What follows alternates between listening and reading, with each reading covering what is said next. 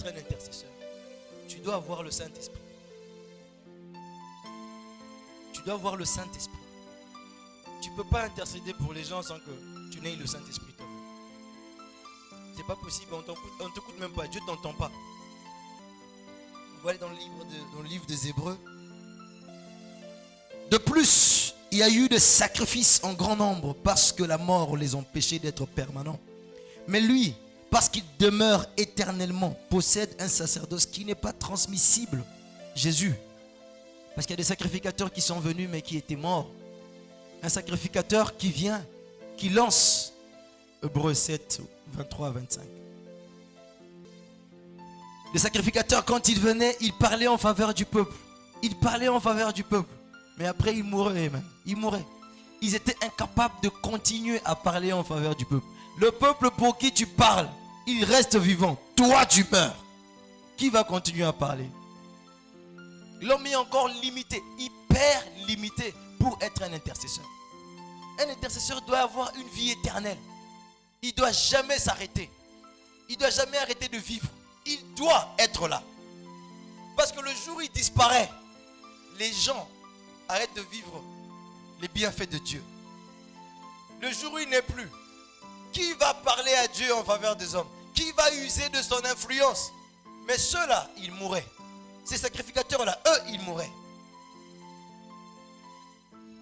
Alléluia. Et maintenant, quand Jésus est venu, mais lui, parce qu'il demeure éternellement, il possède un sacerdoce qui n'est pas transmissible. Le sacerdoce de Jésus, la sacrificature de Jésus, le ministère de l'intercession de Jésus n'était pas transmissible. On ne le donne à personne d'autre. Ce qui prouve que toi, là où tu es, tu ne peux pas être intercesseur. C'est Jésus qui est le véritable intercesseur. C'est lui qui a été trouvé digne d'user de son influence auprès de Dieu à la croix pour le pardon des hommes. Personne d'autre pouvait mourir pour le péché des hommes. Les hommes étaient en problème avec Dieu. Entre Dieu et les hommes, il y avait un rideau qui les séparait. Les hommes n'avaient pas accès dans la présence de Dieu. Ils ne pouvaient pas connaître Dieu. Ils entendaient parler de Dieu. Ils savaient de Dieu, mais ils ne connaissaient pas Dieu. Ils n'avaient aucune expérience directe avec Dieu. Aucun homme n'en avait le droit.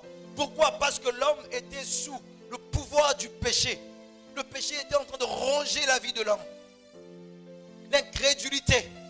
La foi n'existait pas encore. Et Jésus était le seul à être capable de venir, pas comme les autres sacrificateurs, eux qui avaient un sacerdoce momentané et qui était en plus transmissible. Donc ils ne pouvaient pas bien assurer l'intercession dont Dieu avait besoin pour son peuple. Jésus, quand il est venu pour assurer cette intercession, pour faire la paix entre Dieu et les hommes, pour établir l'amour entre Dieu et les hommes, pour attirer la grâce de Dieu sur les hommes, pour attirer la faveur et le pardon de Dieu sur les hommes. Quand il est venu, il a été le seul qui l'a fait et qui a gardé ce mandat-là jusqu'aujourd'hui. Jésus. Et il ne l'a donné à personne. Il ne l'a donné à personne. Si ce n'est à lui-même, il le porte jusqu'aujourd'hui. Et Jésus est l'intercesseur par excellence. C'est lui que nous appelons ici très souvent le Saint-Esprit.